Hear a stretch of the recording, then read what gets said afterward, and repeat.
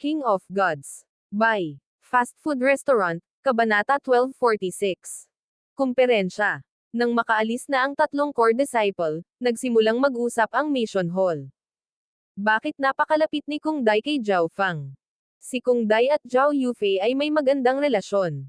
Talagang binabalaan niya si Zhao Fang na ihinto ang pagsisikap na makisali kay Zhao Yufei. Marami sa mga tao sa karamihan ang nagsimulang punahin si Zhao Fang. Walang nakakaalam na, nang si Kung Dai ay nakalapit kay Zhao Fang, isang imbitasyon ang lumitaw sa kamay ni Zhao Fang, at walang nakapansin na agad na inilagay ni Zhao Fang ang imbitasyon na ito sa kanyang interspatial dimension. Tinutulungan ako ng taong iyon. Si Zhao Fang ay namangha. Mula sa pag-uusap ng mga disipulo sa paligid niya, alam ni Zhao Fang na itong babaeng spiritual race na tinatawag na Kung Dai ay tila may mabuting pakikitungo kay Zhao Yufei. Gayunpaman, kung gustong tulungan ng babaeng ito si Zhao Fang, bakit hindi na lang niya sinabi kay Zhao Yufei ang tungkol sa kanya sa halip na dumaan sa problemang bigyan siya ng imbitasyon? Maliban doon, pagkatapos ng kanyang maikling pakikipag-ugnayan kay Yuan Long, sa wakas ay naunawaan ni Zhao Fang kung gaano kalakas si Yuan Long. Rank 5 True God. Nakaramdam ng lamig si Zhao Fang sa kanyang puso. Si Yuan Long ay hindi pa masyadong matanda. Ang pagkakaiba sa edad sa pagitan niya at ni Zhao Fang ay halos walang kabuluhan. Sa kanyang kasalukuyang antas ng lakas, hindi natakot si Zhao Fang sa rank 5 True Gods, ngunit mayroon din si Yuan Long ng kanyang spiritual race bloodline, na nagbigay daan sa kanya na makipaglaban sa rank 6 True Gods. Kung susubukan ko para sa Heavenly Divine Realm sa aking kasalukuyang antas, mayroon akong 50% pagkakataon na maabot ang rank 5. Si Zhao Fang ay hindi nasaran ng loob. Kapag matagumpay siyang nakapasok sa Heavenly Divine Realm, hindi na niya kailangang matakot kay Yuan Long. Bukod dito, hindi pa natatapos ni Zhao Fang ang mga huling antas ng kanyang Sacred Lightning Body at 5 Elemental Wind Lightning Technique. Kaya, kailangan pa ring maghintay ni Zhao Fang hanggang sa makumplito niya ang dalawang diskarteng ito bago pumunta sa Heavenly Divine Realm. Sa oras na iyon, mas magiging kumpiyansa siya na maging rank 5 True God. Matapos makapasok sa mission hall, pinili niya ang pinakamadaling misyon at natapos ito sa loob ng 3 araw. Pagkatapos ay bumalik si Zhao Fang sa kanyang tirahan at pumasok sa pag-iisa. Isang araw, muling bumisita si Pan Hao. Tara na, dadalhin kita upang maranasan ang komperensya ng mga inner disciple at mga core disciple. Di nagtagal ay dumating si Zhao Fang sa Inner Disciple Living Area, kung saan ang Heaven-Earth Yuan Qi ay mas makapal na concentrated. Ang bilang ng mga tao sa lugar ng Inner Disciple ay napakaliit, dahil ang karamihan sa mga Inner Disciple ay umalis na para sa komperensya. Hindi nagtagal bago dumating si Zhao Fang sa Core Disciple Living Area. Ang mga Core Disciple ay ang tunay na focus ng pagsasanay at mga mapagkukunan ng spiritual ace. Ang bawat code disciple ay tatanggap ng napakalaking proteksyon at pag-aalaga mula sa spiritual race. Mayroong ilang mga core disciple na mas mahina pa kaysa sa mga periphery disciple, ngunit ang kanilang potensyal ay top class. Sa sapat na oras, sila ay magiging mga eksperto. Ilang sandali pa, dumating si Zhao Fang sa isang malinaw na lawa. Ang lawa ay pinagsasalo-salo ng maliliit na tulay, daanan, at mga pavilion. Maraming kabataan at mahuhusay na figure sa mga tulay at landas na ito, na nag-uusap sa maliliit na grupo. Sina Kwasi God Luo Yu at Zhao Yufei ang pangunahing tauhan ng komperensyang ito. Hindi sila darating ng ganoon kaga. Nakita ni Pan Hao na iniskan ni Zhao Fang ang karamihan at agad na tumawa at nagpaliwanag. Dinala kita dito para masilip mo si Zhao Yufei at makita mo rin kung gaano kalakas ang iyong kompetisyon para sumuko ka sa ideyang ito. Tandaan mo, huwag kang gagawa ng gulo. Nagbabala si Pan Hao bago sila sumali sa komperensya. Bahagyang kumunot ang noo ni Zhao Fang.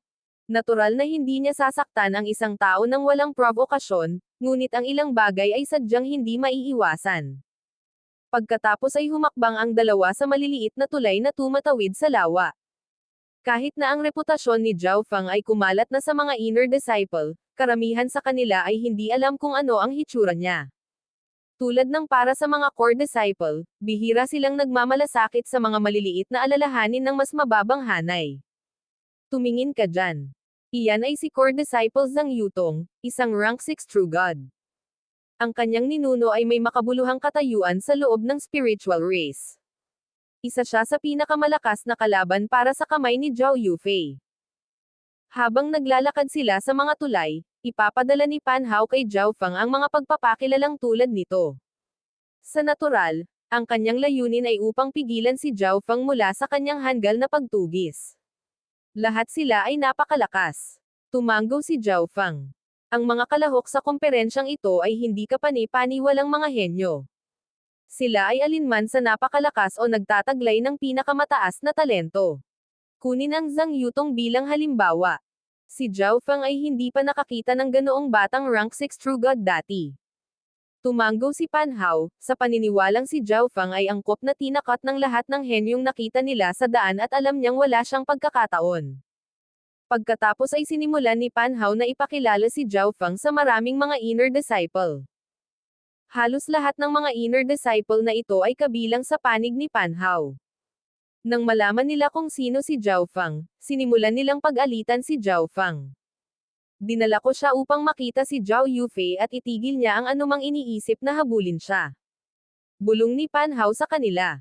Ang mga inner disciple na iyon ay hindi na nagsalita, bumantong hininga habang sila ay pumunta upang makipag-usap sa isang inner disciple. Hindi ba ito si Brother Pan? Sa sandaling ito, lumitaw ang isang matalinong mukha na kabataan sa likod ni Pan Hao. Alam ni Pan Hao kung sino iyon nang marinig niya ang boses. Inip niyang iminuwestra ang tao. Ito si Quilin, isa sa mga tao ni Zhou Lani. Lihim na mensahe ni Pan Hao kay Zhao Feng. Brother Pan, ang queen na ito ay mukhang unang pagkakataon na makikilala ang taong ito sa tabi mo. Pwede mo ba siyang ipakilala sa akin? Ibinaling ni Quilin ang kanyang malamig at masamang tingin kay Zhao Feng. Ang mga inner disciple ay mahalagang nahahati sa dalawang pangkat. Si Quilin at Pan Hao ay nakatayo sa magkabilang panig. Hindi naalala ni Quilin ang pangkat ni Pan Hao na may ilang gintong buhok na bata. Ito ba ay ilang bagong na-promote na inner disciple? Hindi katumbas ng halaga para sa isang taong kasing halaga ni Brother Queen na makilala ang isang hamak na tao. Agad na tumanggi si Pan Hao at dinala si Zhao Feng sa labas ng komperensya. Maging mas kapansin-pansin para sa akin. Hindi namin maaaring ipaalam sa kanila na ikaw ay isang periphery disciple, o kung hindi ay bibigyan nila ang aming pangkat ng isang matinding bagbog, at ipahiya ka rin. Bulong ni Pan Hao. Umupo ang dalawa sa gilid ng karamihan, kung saan kakaunti ang mga taong gumagala. Hindi talaga hinahabol ni Pan Hao si Zhao Yufei o quasi-god Luo Yu, kaya wala siyang pakialam sa conference. Sa sandaling ito, natahimik ang marami sa mga kabataang nag-uusap at lumingon sa iisang direksyon. Tingnan mo, dumating na si quasi-god Luo Yu. Tinulak ni Pan Hao ang balikat ni Zhao Feng. Dalawang babaeng spiritual race ang lumitaw sa malapit, ngunit ang mga mata ng lahat ay nakatuon sa babaeng nakaputing damit na nakatayo sa kanan. Ang taong ito ay parang isang engkanto sa yelo, ang kanyang mukha ay parang bulaklak ng lotus na bumabasag sa ibabaw ng tubig. Ang kanyang malinaw at maningning na mga mata ay parang mga kristal habang ang mga kurbo ng kanyang katawan na paminsan-minsan ay nagpapakita ng kanilang mga sarili habang siya ay naglalakad ay pumukaw sa puso ng lahat ng mga binata na nanunood. Siya si quasi-god Luo Yu. Pinahahalagahan ni Zhao Feng ang maladiwata na kagandahang ito. Ang quasi-god na si Luo Yu ay isa lamang rank 3 quasi-god, ngunit habang hawak niya ang spiritual race bloodline, ang kanyang tunay na kapangyarihan sa pakikipaglaban ay mas malaki. Mabilis na nabaling ang atensyon ni Zhao Feng sa babaeng katabi ng quasi-god Luo Yu. May nakakalokong ngiti sa mukha ng babaeng ito. Ito ay walang iba kundi ang unang babaeng spiritual race na nakilala ni Zhao Feng pagdating sa spiritual race, si Wei Qingying. Fairy Luo Yu, bakit hindi ka sumama sa amin? Quasi-god Luo Yu, nagustuhan mo ba ang 9-colored heaven yang flower nitong Shen na ipinadala sa iyo? Mahigit sa kalahati ng mga kabataan sa pavilion ay agad na lumukso patungo sa quasi-god na si Luo Yu. Ang ma-welcome kayong lahat sa komperensyang ito ay lubos na nagpapasaya kay Luo Yu. Tumanggo si quasi-god Luo Yu at ngumiti sa lahat ng mahuhusay na kabataang ito. Si quasi-god na si Luo Yu ay pumasok sa lugar ng komperensya. Biglang napansin ni Wei Qingying ang isang gintong buhok na figure. Sa una ay natigilan, mabilis siyang napangiti. Bumulong si Wei Qingying ng ilang salita sa tainga ni quasi-god Luo Yu, at agad na ibinaling ni quasi-god Luo Yu ang kanyang mahinang nanunuya kay Zhao Fang. Halos lahat ng mga kabataan ay nakatuon kay quasi-god Luo Yu, kaya nang lumiko si quasi-god Luo Yu sa isang tiyak na direksyon, natural na gusto nilang makita kung ano ang tinitingnan niya. Manam, ano ang nangyayari? Nagkagusto ba sa akin si quasi-god Luo Yu? Sa tabi ni Zhao Fang, agad na naramdaman ni Pan Hao na nagsimulang kumabog ang kanyang puso sa kanyang dibdib. Hindi siya isa sa mga humahabol sa quasi-god Luo Yu dahil alam niyang wala siyang pagkakataon, ngunit kung ang quasi-god Luo Yu ay magustuhan siya, magiging masaya lang siyang tanggapin.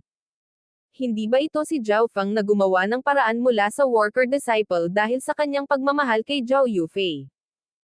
Si Wei Qingying ay nagbigay ng mapanlinlang na ngiti, ang kanyang mga mata ay namumungay. Ang mga tao ay nabigla sa mga salita ni Wei Qingying. Parang may narinig na akong ganyan. Kaya ito pala ang brat na ito. Malamig na bumantong hininga ang isang core disciple habang nakatitig kay Zhao Fang. Zhao Fang. Sa dami ng tao, nagulat din si Quilin. Ang mga core disciple at mga inner disciple lamang ang dapat na naimbitahan sa komperensyang ito. Naalala niya na kamakailan lang na-promote si Zhao Fang bilang periphery disciple, kaya paano siya naging isang inner disciple ng ganoon kabilis. Bago niya ito mapag-isipan ng mas malalim, isang kabataang nakasuot ng gininto ang damit malapit kay Zhao Fang ang malamig na tumikim. Isang paloka na nananabik sa laman ng Disney. Nais ding tugisin ng isang mababang lingkod si Zhao Yufei. Tapos na. Daing ni Pan Hao sa kanyang loob. Napakunot ang noo ni Zhao Fang nang lumingon siya sa batang ito na nakasuot ng gininto ang damit. Ang kabataang ito ay may bloodline ng spiritual race, ngunit isa lamang siyang rank 3 true god. Ang kanyang labis na pagmamataas at ang paghamak sa kanyang mga mata ay mas halata kaysa sa sinumang naruroon.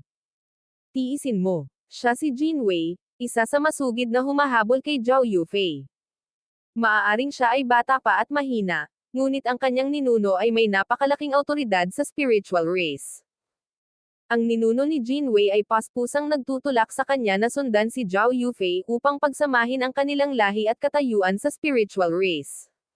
Nag-message si Pan Hao kay Zhao Fang ng paliwanag tungkol sa background at status ng taong ito. Lingkod, mayroon ka bang lakas ng loob na makipag-away sa akin? Ang matatalo ay kailangang lumabas. Ang pangungutya ni Jin Wei ay lalong pinasigla ng pananahimik ni Zhao Fang. Kalahati ng komperensya ay nagsasangkot ng mga talakayan at seminar, ngunit ang iba pang kalahati ay nagsasangkot ng nakapagtuturo na mga tunggalian. Hindi pa nakarating ang lahat, ngunit hinahamon na ni Jin Wei si Zhao Fang sa isang tunggalian, tinatakot siya gamit ang kanyang kapangyarihan.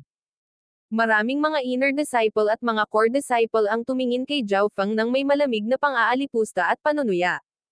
Si Jin Wei ay tanyag dahil sa kanyang pagmamataas at masungit na pag-uugali. Ang kanyang mga salita ay malupit at masakit, at siya ay walang alinlangan na isa sa pinakamagaling sa pamamahiya ng iba. Bukod dito, ang lahi ni Jin Wei ay may napakataas na katayuan sa spiritual race, kaya kahit ang mga core disciple ay hindi nang ahas na guluhin siya. Malamig na tinitigan pabalik ni Zhao Fang si Jin Wei. Kung hindi siya aalis, halos tiyak na ipagpapatuloy siya ng taong ito. Sige.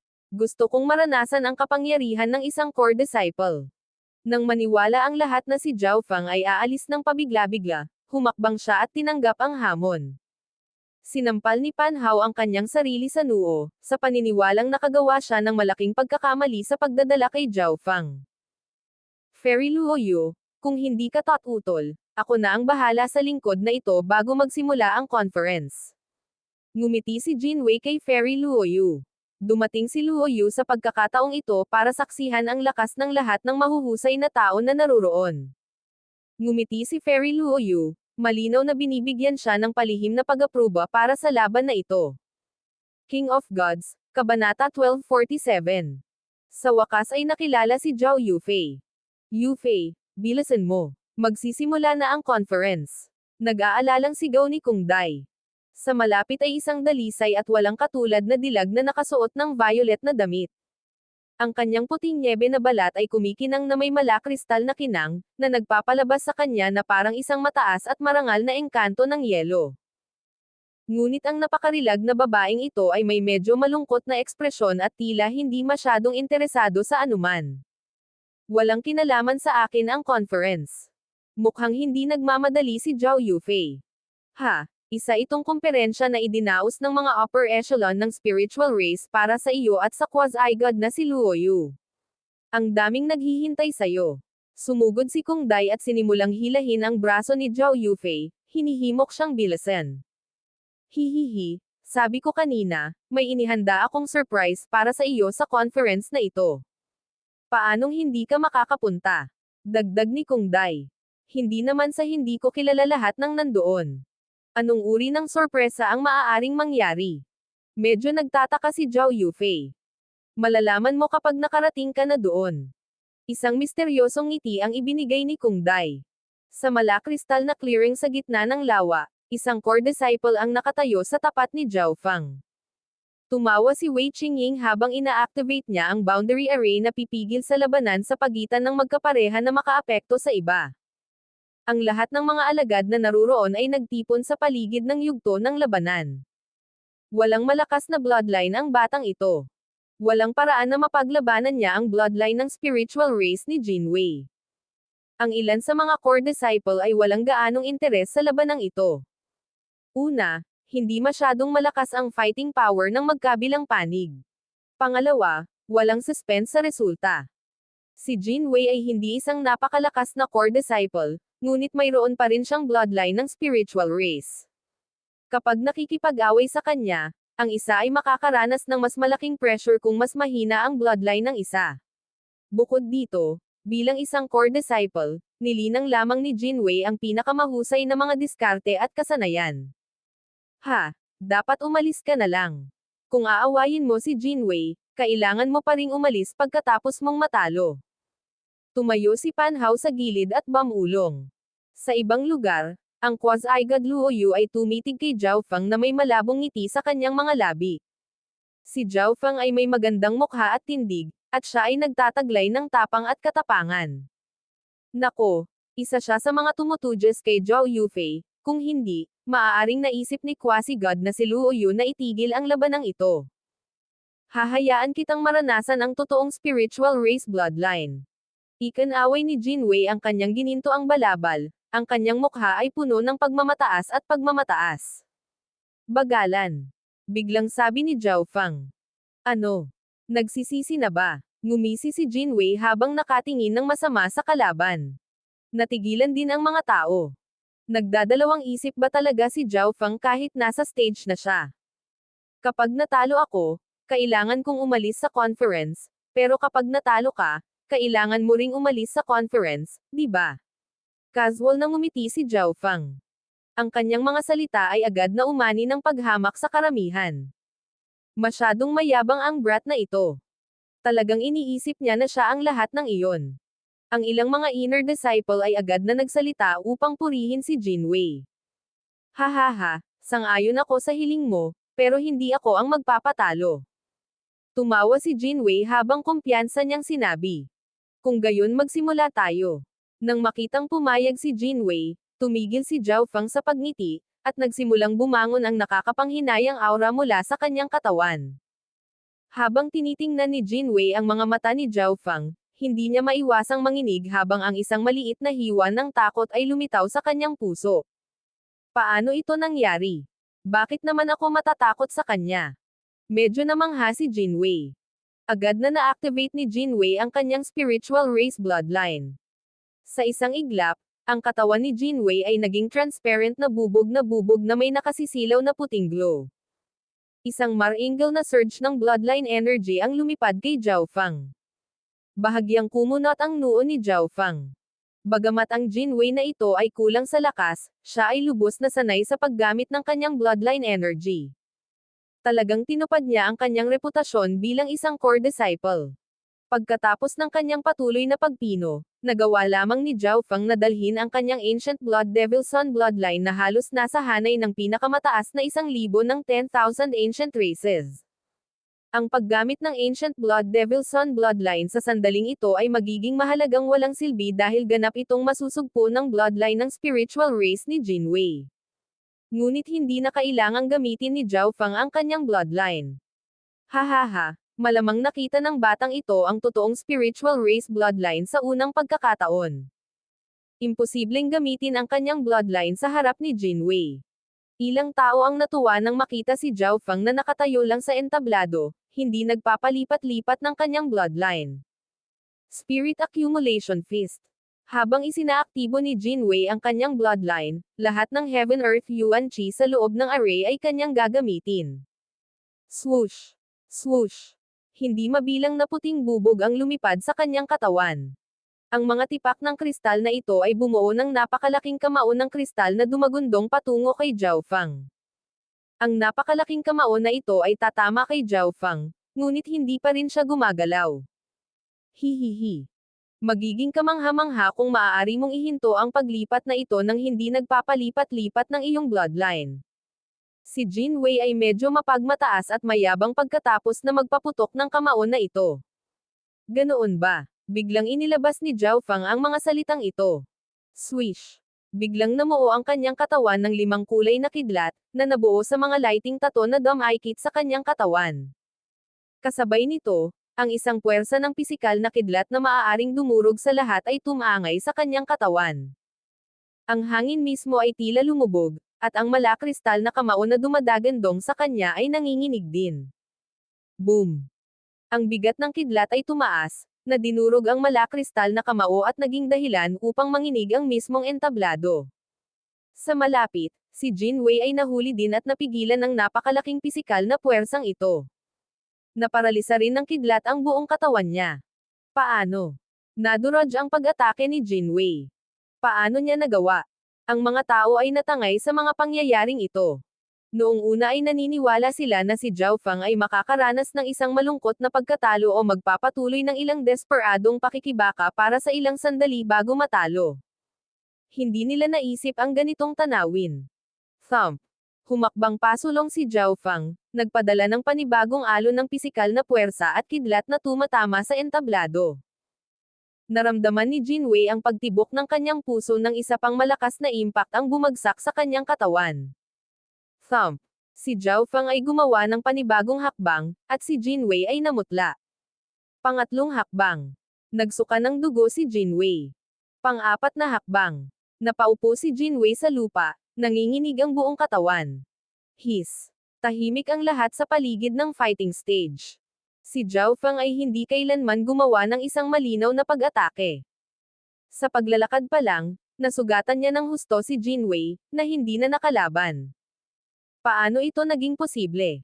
Natuklasan ng maraming core disciple na naruroon na imposibleng maniwala na si Zhao Feng ay may ganitong uri ng lakas. Ito ba ang lakas niya? Ang bibig ni Pan Hao ay nakabuka ng napakalawak na maaaring ipasok ng isang tao ang isang malaking mansanas dito. Pinigilan sila ng hanay na maramdaman kung gaano kalakas ang aktwal na ginagamit ni Zhao Feng, ngunit ang sinumang makapagbibigay kay Jin Wei na walang kapangyarihan ay tiyak na hindi mahina. Ang batang ito. Nakatuon ang mga mata ni Zhang Yutong habang sa wakas ay pinagmasdan niyang mabuti si Zhao Feng. Nakatitig din si Fairy Luoyu kay Zhao Feng, sa kanyang gwapong tindig, sa kanyang malamig at walang pakialam na mukha. Ito ay isang kataas-taasang soberanya ng kidlat, malupit na walang katulad. Zhao Yufei. Sa sandaling ito, may tumawag mula sa karamihan. Nandito na si Zhao Yufei. Napatingin agad ang lahat sa malayo. Isang napakalaking kagandahan, matikas at dalisay, nakadamit ng isang kulay lila na balabal, ay umaanod sa malayo. Sa sandaling ito, siya ang pinakamagandang bagay sa mundo. Maging ang quasi-god Luoyu ay natigilan saglit, at pagkatapos ay isang bahid ng inggit ang bumalot sa kanyang mukha. Yufei. Natigilan ang ekspresyon ni Jin Wei, at pagkatapos ay umungol. Hindi ako matatalo. Hindi niya maihahayag ang ganoong kahabag-habag na anyo sa harap ng kanyang diyosa. Kailangan niyang talunin si Zhao Feng. Swish! Isang kristal na espada ang lumitaw sa kanyang kamay, na natatakpan ng malalim at katanji tanging asul na mga linya. Sa sandaling lumitaw ang espadang ito, maging ang mga tao sa labas ng hanay ay napansin ang matalim na layunin ng sword. Nararamdaman pa nila ang ilan sa divine power ng espadang iyon. Ang mga aksyon ni Jinwei ay agad na naging sentro ng atensyon muli. Mataas na kalidad na divine weapon, Celestial Crystal Sword. Agad na sumigaw ang isang core disciple.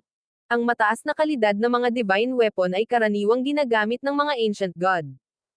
Hindi ko akalain na ibibigay sa kanya ng ninuno ni Jinwei ang Celestial Crystal Sword para sa kanyang proteksyon. Naalarma si Zhang Yutong. Ang talas ng mga dekalidad na divine weapon ay mahahadlangan lamang ng isa pang mataas na kalidad na divine weapon. Ang mga divine weapon ay hindi pinapayagan na gamitin sa komperensya. Agad na tumawag si Pan Hao sa alarma. Ang pangunahing layunin ng komperensyang ito ay magkaroon ng mga henyo ng spiritual race na makipag-ugnayan at makipagpalitan ng mga payo, hindi makisali sa mga labanan ng buhay o kamatayan. Ang mga divine weapon ay ipinagbabawal. Ngunit walang nagtangkang pigilan si Jinwei. Pagkatapos ng lahat, umaasa silang lahat na makitang mawala si Zhao Feng sa lugar na ito. Ngunit, nangyari ang hindi maisip. Jinwei, tumigil ka. Ang malayong babaeng nakasuot ng violet ay biglang nagbigay ng malakas na saway at umaakyat sa entablado. Agad na lumipad si Kung Dai sa tabi ng entablado at pinaalis ang array. Yufei, ano? Nagulat si Jinwei. Hindi pa siya sinaway ni Zhao Yufei. Ano ang nangyayari dito? Pagdating ni Zhao Yufei sa entablado, ang malabo niyang mga mata ay tila laging nakatutok kay Zhao Feng. Yufei. Lumiwanag ang ekspresyon ni Zhang Yutong. Si Zhao Yufei ay hindi kailanman nagpakita ng labis na interes sa anumang bagay. Ito ang unang pagkakataon na nakakita siya ng ganoong matinding emosyon mula sa babaeng mahal niya. Brother Feng. Sa wakas nandito ka na. Ang dalawang malabo na mata ni Zhao Yufei ay walang ibang nakita sa mundo. Makalipas ang 30 ilang taon, sa wakas ay nahanap na siya ni Zhao Feng, 30 ilang taon na siyang naghintay. Kahit na ang 30 taon ay napakaikli para sa mga quasi-gods, pakiramdam niya ay naghintay siya ng 3,000 taon, 30,000 taon. Buti na lang at nandito na siya sa wakas. Hindi na niya kailangan pang maghintay. Huli na akong dumating. Ang boses ni Zhao Feng ay medyo hindi natural. Labis na naantig ang kanyang puso, at may bakas ng pagkabasa sa gilid ng kanyang mga mata. Nang makita niya si Zhao Yufei, nakaramdam ng hindi maipaliwanag na sakit ang kanyang puso. Nagkaroon siya ng walang katulad na pagnanais na yakapin ang babaeng ito at hindi na ito pahihirapan pa. Yufei. Hindi napigilan ng mga tao na mapasigaw sa gulat. Nararamdaman nila na sina Zhao Yufei at Zhao Feng ay tila may napakalapit na relasyon. Sa sandaling ito, hinawakan ni Zhao Yufei ang kamay ni Zhao Feng at sinimulang ihatid siya sa gilid. Pumunta tayo sa ibang lugar at mag-chat. Isang nakakasilaw na ngiti ang ipinakita ni Zhao Yufei. Paano ito nangyari? Napuno ang mga tao. Parang may kumuha ng martilyo at pinalo silang lahat sa puso. Yufei. Nawala ang isip ni Jinwei, at ang mataas na kalidad na divine weapon kanyang kamay ay bumagsak sa lupa. Walang sino man ang umasa na ang kanilang Diyosa ay kukuha ng kamay ng isang ganap na walang sinuman. At ang sinumang ito ay hindi naging isang worker-disciple na lahat ng mga ito ay nililibak sa maliit na bilang ng mga beses. Nagulat si Quilin nang maglabas siya ng token at nakatanggap ng mensahe. Nanlamig ang kanyang mukha, at agad siyang lumapit kay Zhang Yutong at bumulong ng ilang salita sa kanyang tainga. Pagkatapos ng maikling sandali ng pagkagulat, ang mga mata ni Zhang Yutong ay naging malupit at mabangis. Sandali lang. Zhao Feng, hindi ba't nasa paligid ka lang? Naglakas loob kang pumasok sa isang komperensya ng mga inner disciple at mga core disciple. Agad na tumahol si Zhang Yutong. Siya ay isang periphery disciple lang. Nagulat ang ilang core disciple. Naniniwala ang lahat na ang isa ay kailangang maging isang inner disciple para makapasok sa lugar na ito. Imposible sa kanilang isipan na makisalamuha ang isang periphery disciple. Paano nagawang makarating ni Zhao Feng sa lugar na ito na may katayuan na isang periphery disciple lamang? Isang periphery disciple ang nang-ahas na pumasok sa komperensyang ito. Biglang tumayo si Jinwei at marahas na umungol kay Zhao Fang.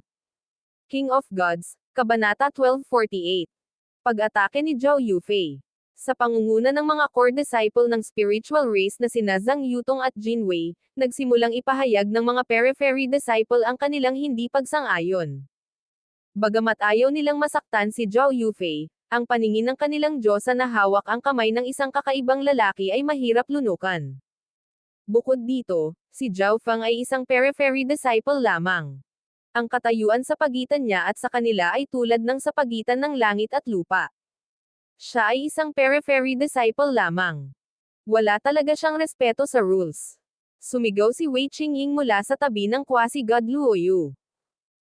Sa una ay napag-alaman niyang napakakaiba na si Zhao Fang ay nagawang ma-promote bilang inner disciple ng napakabilis, ngunit sa nangyari, siya ay isang periphery disciple lamang. Umalis ka dito. Galit na pinandilatan ni Jinwei si Zhao Fang at humiyaw. Ngayon lang siya natalo sa labanan, kaya sa pamamagitan lamang ng pagpapahiya kay Zhao Fang ay mailalabas niya ang kanyang pali. Tapos na. Sa malapit, gumalaw si Pan Hao mula sa kanyang nabiglaang pagkahilo at napabuntong hininga. Siya ang magdadala kay Zhao Fang, at ngayong nalantad ang bagay na ito, mahihirapan siyang alisin ang sarili sa anumang responsibilidad. Bukod dito, sinaktan ni Zhao Fang ang karamihan ng mga inner disciple at mga core disciple dito.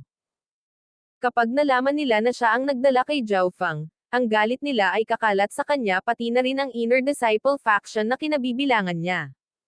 Ako ang nagpaalam sa kanya na pumunta. Biglang sinabi ni Zhao Yufei, at pagkatapos ay lumingon siya kay Zhao Fang na may magiliw na tingin sa kanyang mga mata. Ang pulutong na nagbabanta kay Zhao Fang ay agad na napatulala. Yufei, ikaw. Hindi nakaimik si Jinwei. Walang ideya si Zhao Yufei na si Zhao Fang ay magpapakita pa rito, kaya paano niya ito pinayagang pumunta? Malinaw na kinakampihan ni Zhao Yufei si Zhao Fang. Yufei, kung pipilitin mong panindigan siya, wala tayong magagawa, pero parang kulang sa backbone yung taong pinapaboren mo. Alam ba niya kung paano tumayo sa likod mo at hinaranggan mo ang anumang bagyo para sa kanya? Tumingin si Zhang Yutong kay Zhao Fang at nginisyan. Si Zhao Yufei ay isang core disciple ng spiritual race at labis na pinapaboren ng marami sa mga matatanda, kaya kung gusto ni Zhao Yufei na pumanig kay Zhao Fang, wala silang magagawa tungkol dito. Kaya, pinili ni Zhang Yutong na pumunta sa Zhao Fang sa halip. Ang isang tao na maaari lamang umasa sa isang babae. Kung mayroon kang lakas ng loob, lumabas ka at managot. Ang mga nakapaligid na disipulo ay nagsimulang tuyain ang pag-uugali ni Zhao Fang bilang walang kahihiyan. Brother Fang, huwag mo silang pansinin.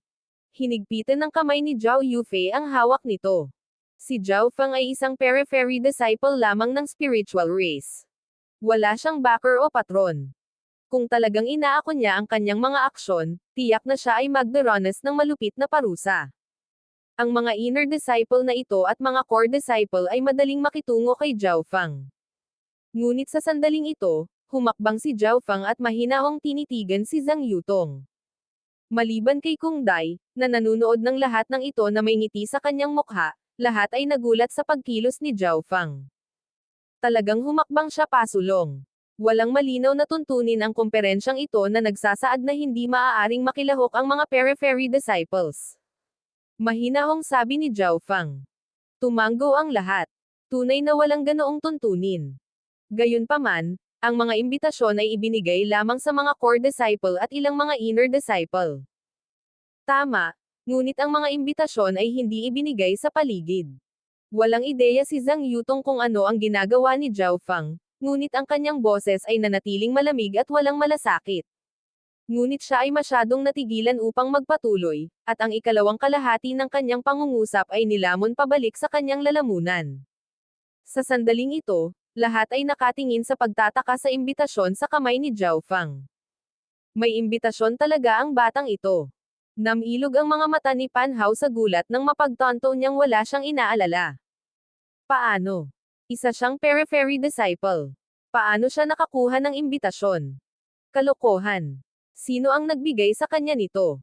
Ilang tao sa karamihan ang mahinang nagmumura sa ilalim ng kanilang hininga. Ang mga may karapatang magbigay ng mga imbitasyon ay ang mga core disciple, na may pinakamaraming awtoridad sa komperensyang ito. Paano nagawang makatagpo ni Zhao Feng ang isang core disciple bago ang komperensya? Ngunit walang alinlangan na nakuha ni Zhao Feng ang kanyang mga kamay sa isang imbitasyon, kaya malinaw na may karapatan siyang dumalo sa komperensyang ito. Little Dai. Si Zhao Yufei ay nasa sabik na sulyap kay Kung Dai at napagtanto na may mukha si Kung Dai na nagsasabing, "May utang ka sa akin." Pagkatapos ay lumingon si Kung Dai kay Zhao Feng, ang kanyang mga mata ay naging malungkot. Sa totoo lang, hindi rin siya naniniwala na si Zhao Feng ay angkop para kay Zhao Yufei, dahil napakaraming tao ang mas mahusay kaysa kay Zhao Feng sa mga manliligaw ni Zhao Yufei. Mula pa lamang sa mga taong naroroon, si Zhang Yutong ay isang rank 6 true god na kayang paksain si Zhao Feng na para bang siya ay isang maliit na alikabok. Marami ring mga core disciple ang hindi nakikilahok sa komperensyang ito dahil sila ay nasa pag-iisa, at mayroon ding mga core disciple ng iba pang mga paksayon ng Ziling Zone.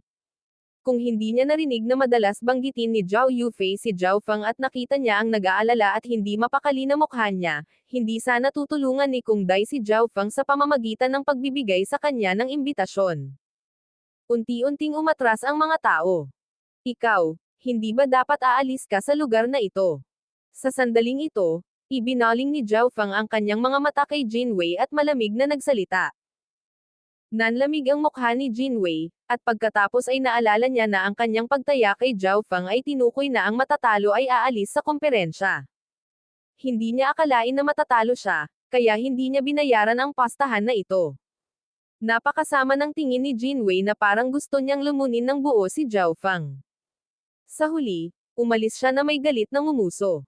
Kahit na natalo siya sa labanan kay Zhao Feng, marami siyang paraan na magagamit niya sa spiritual race para maalis si Zhao Feng. Habang papaalis si Jin Wei, isang lalaking berde ang balat ang lumapit sa kanya. "Big Brother Jin Wei, saan ka pupunta?" Nagtataka na tanong ni Zhou Lani. Siya ay dumating ng huli dahil siya ay nasa pag-iisa, ngunit ipinagpalagay niya na ang komperensya ay hindi pa tapos. Si Jin Wei ay nasa isang napakasamang mood at hindi mapakali na makipag-chat kay Zhou Lani. Kaya naman, umalis siya nang hindi man lang tumitingin kay Zhou Lani. Si Zhou Lani ay medyo awkward na pumasok sa komperensya. "Manam, Zhao Feng." Agad na nakita ni Zhou Lani ang figure ni Zhao Feng na nakatayo sa malaking clearing sa gitna ng komperensya. Bago pumunta sa komperensya, narinig niya ang lahat mula sa kanyang pinsan na si Zhao Hongyi, na humiling na bigyan niya si Zhao Feng ng matinding aral. Sa sandaling ito, nakatayo pa rin si Zhao Feng sa fighting stage habang si Zhao Yufei ay nakatayo sa hindi kalayuan sa likuran niya. Hindi ba ito ang perpektong sandali para pilitin niya si Zhao Feng sa labanan at ipakita ang kanyang lakas? Thump. Tumalon si Zhou Lani sa entablado. "Zhao Feng, binubuli mo ang nakababatang pinsan ko. Bilang nakatatandang pinsan, kailangan kong ipaghiganti ang kawalang katarungang ito." Tinitigan ni Zhou Lani si Zhao Feng, isang mahinang ngiti sa kanyang mga labi. Siya ay isang huwarang inner disciple, isang rank 4 true god na mas malakas pa kaysa sa ilan sa mga core disciple. Tahimik ang paligid na may kakaibang hitsura sa kanilang mga mukha. Para sa isang inner disciple tulad ni Zhou Lani na maglakas loob na hamanin ang isang tao na pinaburan ni Zhao Yufei ay walang iba kundi pagpapakamatay sa kanilang mga mata.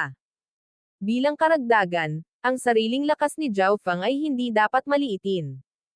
Ngunit si Zhao Feng ay nakakasama sa paningin ng lahat ng naroroon, na may ilang core disciple na nag-iisip na kung paano siya aalisin.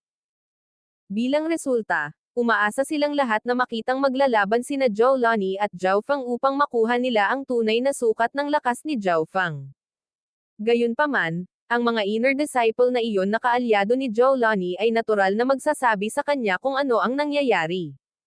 "Zhou Lani, napakalakas ng batang iyon, at mayroon din siyang relasyon kay Zhao Yufei." May tahimik na nag-message. "Ano?" Ang kagustuhang lumaban ni Zhou Lani ay agad na napatay. Sa sandaling ito, sa wakas ay napagtanto niya na si Zhao Yufei ay nakatitig sa kanya na may nakakatakot na tingin. Si Zhou Lani ay medyo nagsisisi sa kanyang desisyon na dumating ng medyo huli, na nagresulta sa hindi niya alam ang relasyon ni na Zhao Feng at Zhao Yufei. Kahit na matalo niya talaga si Zhao Feng, Haantong lang siya sa pagkakasala kay Zhao Yufei. Pero ngayong nakasakay na siya sa tigre, mahirap na siyang makababa. Hinahamon lang niya si Zhao Feng sa isang labanan, at hindi pa rin sumagot si Zhao Feng. Ngayon, tahimik lamang nananalangin si Zhao Lani na tumanggi si Zhao Feng. Nakipaglaban lang si Brother Feng. Hayaan mo akong pumalit sa kanya. Humakbang si Zhao Yufei, ang kanyang napakarilag na mukha ay isang piraso ng yelo. Hindi. Miss Yufei, ito ay maaaring medyo hindi nararapat. Nagmamadaling sumagot si Zhao Lani na nagtataka. Si Zhao Yufei ay isang core disciple na may makapal na bloodline at hindi kapani-paniwalang talento sa paglilinang. Siya ay namumukod tangi sa bawat aspeto at isang taong hindi niya pananggahasang saktan. Bilang karagdagan, si Zhao Yufei ay palaging isang babaeng hinahangaan niya, kaya nalaman niyang hindi niya kayang salakayin siya. Walang hindi nararapat dito. Ang mga mata ni Zhao Yufei ay kumislap ng nagyayelong liwanag. Buzz. Ang balat ni Zhao Yufei ay biglang naging parang transparent na kristal na kumikinang na may kulay lila na kinang. Dahil sa napakalaking bloodline na enerhiya, ang Heaven-Earth Yuan Qi sa lugar ay umikot at gamulo. Sa pamamagitan ng pag-wave ng kanyang kamay, lumipad pasulong ang isang violet na hadlang ng liwanag. Ang presyon ng bloodline ng spiritual race ay pumipigil kay Zhao Lani sa iba't ibang paraan, na naging imposible para sa kanya na makaiwas, kaya magagawa lang niya ang lahat ng kanyang makakaya upang mapaglabanan ang suntok na ito. Boom! Bang! Si Zhao Lani ay lumipad paatras mula sa isang pagsabog ng mga violet crystal shards. Maraming parte sa kanyang katawan ang nagkristal, maging ang dugong tumutulo mula sa kanyang mga labi ay namuo at naging pulang kristal. Higit na sanay si Zhao Yufei sa paggamit ng kanyang bloodline. Ang rank 4 True God Zhao Lani ay natalo sa isang suntok ni Zhao Yufei. Ang mga nakapaligid na disipulo ay nabigla sa tanawing ito. Lumakas ang inggit sa quasi-god Luo Yu. Hindi na niya kayang kumuha ng kahit isang diskarte mula kay Zhao Yufei. Nang tumalikod si Zhao Yufei, ang malamig at malupit na tingin sa kanyang mukha ay natunaw sa isang malambing at mapagmahal na tingin. Muli niyang hinawakan ang kamay ni Zhao Feng at dinala siya palayo sa komperensya. Yufei, ang kapal ng iyong bloodline ay tila mas malaki kaysa sa sinumang tao ng spiritual race. Napaungol si Zhao Feng sa gulat. Hindi niya kailanman naisip na si Zhao Yufei ay magiging kasing kahanga-hanga sa spiritual race gaya noong nasa continent zone. Hihihi, wala akong ikukumpara sa iyo. Bihira ang pamumula ng hiya ni Zhao Yufei, anuman ang oras o lugar, palagi niyang pinanatili si Zhao Feng bilang isang hindi malulutas na bundok. Kahit ngayon, tiwala si Zhao Yufei na si Zhao Feng ay mas malakas kaysa sa inaakala ng sinuman. Naiinggit si Pan Hao habang inalis ng numero 1 kagandahan ng spiritual race si Zhao Feng sa kanyang paningin. Ang batang ito, kilala na niya si Zhao Yufei. Bago pa man magsimula ang komperensya, dinurog ni Zhao Feng si Jin Wei, at natalo ni Zhao Yufei si Zhao Lani sa isang suntok, pagkatapos ay magkahawak kamay ang dalawa.